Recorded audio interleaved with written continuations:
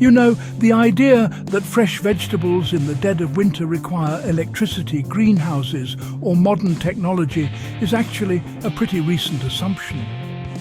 During the harshest years of the Second World War, families all across Europe and North America were, believe it or not, harvesting greens in January with nothing but ingenuity, salvage materials, and a deep understanding of the land. Food shortages, rationing and supply disruptions, well, they forced ordinary people to become highly skilled winter growers.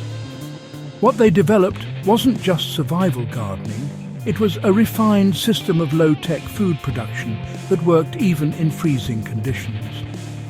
If you're serious about resilience, self-sufficiency, or historical methods that still hold up today, these forgotten cold frame techniques are definitely worth your attention.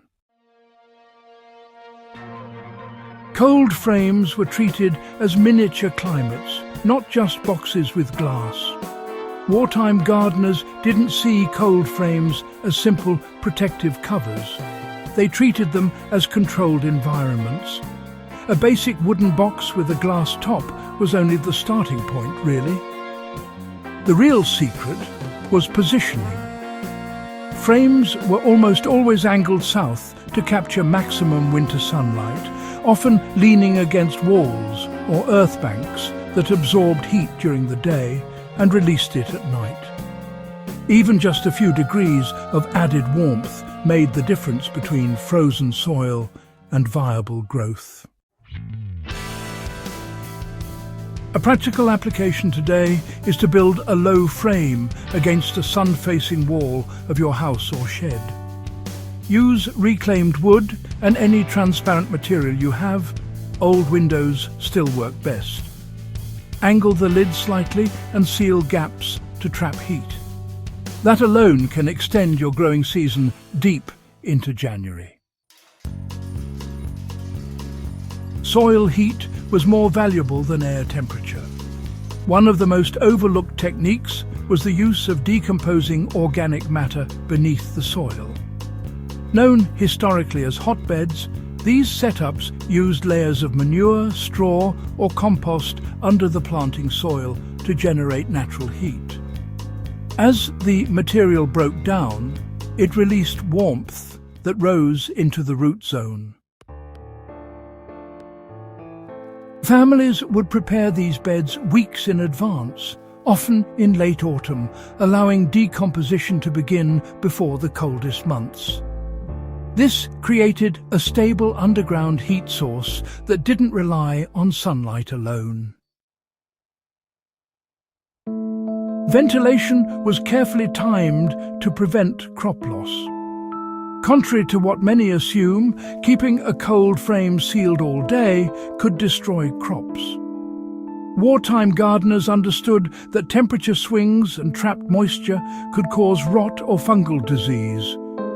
They opened frames slightly during midday when temperatures rose, allowing fresh air to circulate, then sealed them again before evening.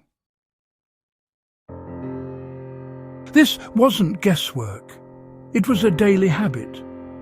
Even in freezing weather, a few minutes of ventilation could prevent long-term damage. So, if you're applying this now, just check your frame during the warmest part of the day. If you see condensation building up, go ahead and prop the lid open just a bit. But remember to close it again before the temperatures drop. This small routine, honestly, can dramatically improve your plant health. Crop selection back then was really based on cold tolerance, not just what folks preferred to eat. Not all vegetables were treated equally, you know. Wartime families prioritized crops that could survive frost and grow slowly even in low light. Kale, spinach, mache, and certain hardy lettuces. These were staples because they didn't need warmth to stay alive. Growth in winter wasn't what you'd call rapid. It was steady and well controlled. The goal wasn't abundance overnight, but rather consistent access to fresh food when nothing else was available. So, to apply this, you'll want to choose cold-hardy varieties and get them planted before winter really sets in. By the time January rolls around, you're not actually starting the growth, you're just maintaining it. Insulation layers were, used quite creatively to trap heat. Beyond the frame itself, adding extra insulation made a huge difference. Folks would use old sacks, straw, rugs, or even newspapers over the frames at night to hold in the heat. And during those really harsh, cold snaps, gardeners would actually double or even triple these layers. This simple method, more often than not, kept the temperatures inside the frame just above freezing, which honestly was enough. These days, you can actually use similar materials. Just tossing a blanket or even a tarp over your frame at night can, extend its effectiveness quite a bit, especially if you're caught off guard by an unexpected cold snap. Snow was sometimes used as protection, not just seen as an obstacle. It might sound a bit counterintuitive, but snow actually acted as an insulator. A light layer over a cold frame would help stabilize the temperatures inside by blocking the wind and reducing heat loss. Gardeners didn't always rush to remove snow straight away.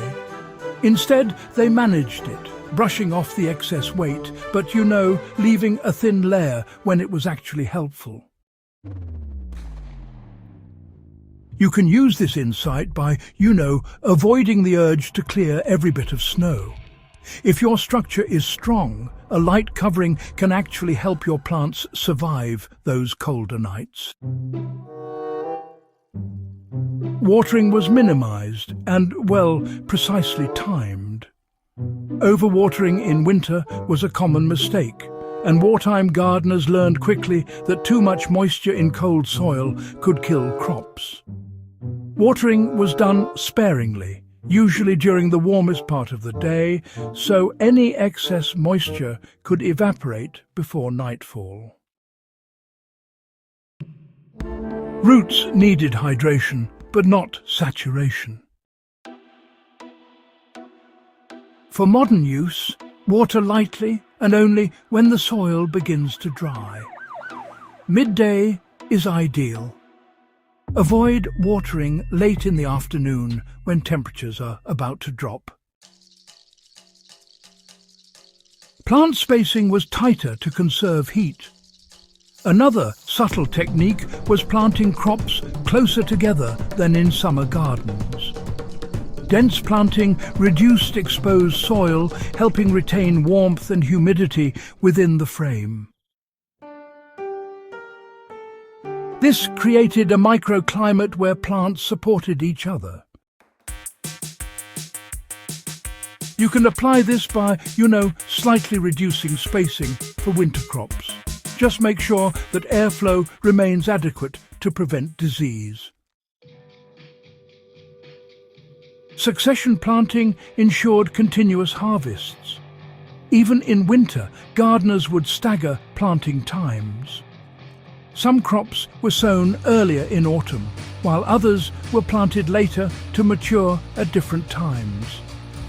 This really prevented a single harvest window and ensured food availability throughout the cold months. If you're planning ahead, stagger your planting in late-season cycles. That way, January doesn't mark the end of your harvest. It actually becomes part of it. Observation and routine made the system work. More than any single technique, success came from consistency. Families checked their frames daily, adjusted coverings, monitored moisture, and responded to weather changes. This wasn't passive gardening, it was active management. That mindset is what made these systems reliable. If you take anything from these wartime methods, let it be this. Winter gardening isn't about fighting nature, it's about working with small advantages and maintaining them daily. These cold-frame techniques weren't just clever, they were necessary. And they still work today without electricity, expensive tools, or modern infrastructure. If you're serious about growing food year-round, these methods offer a proven path. If you found this valuable, subscribe for more deep dives into forgotten survival skills and historical techniques that still matter today. And share this with someone who believes winter means the end of fresh food.